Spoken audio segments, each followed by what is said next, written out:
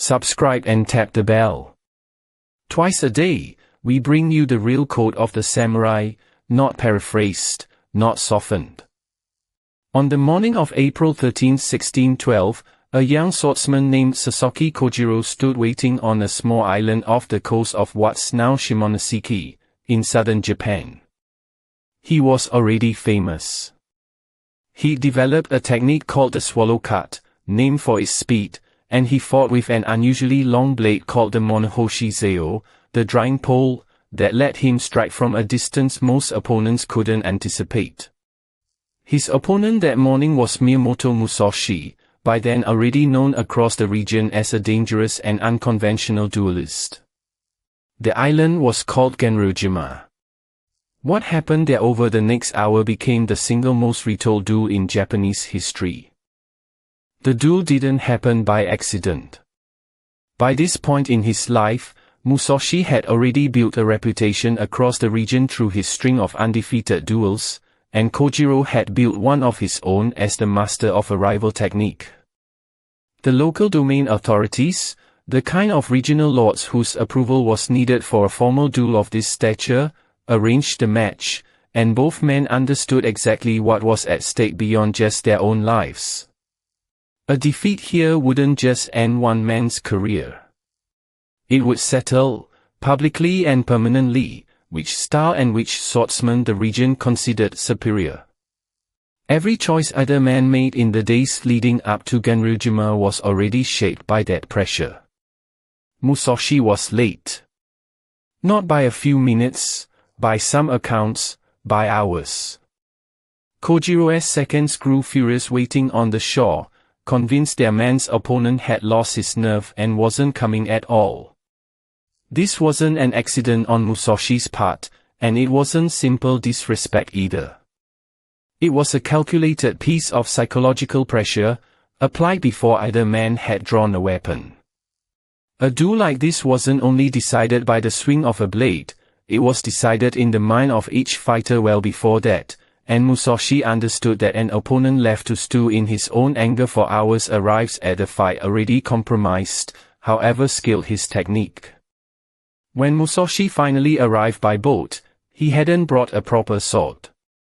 During the crossing, he carved a bokken, a wooden practice sword, out of a spare oar, improvising his weapon on the way to one of the most consequential fights of his life. It was, by any formal standard, an insult, showing up to face a renowned swordsman's live blade with a piece of wood whittled on the way over. But it was also entirely consistent with how Musashi fought throughout his career. He never accepted the terms an opponent expected. He rewrote them. The fight itself was reportedly over almost as soon as it began. Accounts describe a single decisive strike, Musashi's improvised bokken connecting with Kojirō's head before the famous swallow cut technique could be brought to bear. Some versions of the story have Kojirō's blade cutting through the headband Musashi wore, close enough to draw blood without landing the finishing blow. Others describe Musashi timing his approach directly against the sun, so that Kojirō was fighting half-blind in the glare at the critical moment. The details vary across the tellings that have survived 4 centuries of retelling, but the outcome doesn't. Kojirō, one of the most feared swordsmen of his era, was dead within moments, and Musashi walked away. It's worth sitting with what actually won this duel, because the honest answer isn't superior swordsmanship in any narrow technical sense, and it's more instructive precisely because of that. Kojirō's swallow cut was a genuinely formidable, well-drilled technique, refined over years. What Musashi brought instead was total control over every variable he could influence before the blades ever met, the timing of his arrival, the psychological state of his opponent, the position of the sun, the choice of weapon itself. Inazo Nitobe describes the temperament this kind of composure requires. A truly brave man is ever serene.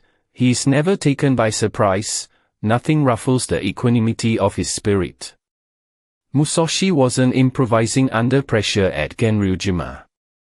He'd already decided, before the boat even reached the shore, exactly how this fight was going to unfold, and then simply executed the plan while his opponent reacted to circumstances Musashi had arranged in advance. Compare that to how Kojirō appears to have prepared for the same fight. Every account agrees he arrived on time, rested, and confident in a technique that had already earned him a formidable reputation of his own. He controlled his half of the equation about as well as anyone could. What he didn't account for was that Musashi wasn't only planning to fight the swallow cut, he was planning to fight Kojirō's patience, his sense of propriety, and the sun itself, none of which a lifetime of sword drilling had prepared him to defend against. That asymmetry, more than any single technical flourish, is what actually decided Ganryūjima. This is also the duel that made Musashi's name outlast his own century. It's been retold in Japanese theater, adapted into novels, staged in films, and studied by martial artists who've never held a real sword, precisely because it distills something Bushido treated as central: a fight is rarely won purely in the moment it's fought. It's won in the discipline, planning, and composure a warrior brings to that moment, assembled long before the first strike, and often invisible to an opponent until it's already too late to respond to it. Musashi went on to live another 3 decades after Ganryūjima, mostly without dueling. He'd made his reputation, and the rest of his life went toward painting, calligraphy, and eventually the book that would outlast even his legend as a swordsman. But Ganryūjima remained the single fight people kept returning to, because it captured, in one morning, exactly what separated him from every swordsman who'd faced him and lost. The story has grown in the retelling, the way any 400-year-old duel inevitably does. Later playwrights and novelists added dialogue no contemporary source recorded, dramatized the crossing to the island, gave Kojirō lines meant to make his defeat feel more tragic. Historians studying the surviving records disagree on some of the finer details, including exactly how late Musashi actually was and precisely how the fatal blow landed. What isn't in dispute is the core shape of the event: an underdog who controlled every variable he could reach before the fight started, against a favorite who controlled only his own technique. That's the actual lesson underneath 4 centuries of embellishment, and it applies just as directly to a job interview, a negotiation, or a difficult conversation as it did to a duel with real blades.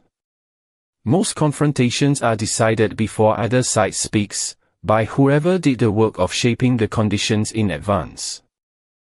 Subscribe and turn on notifications.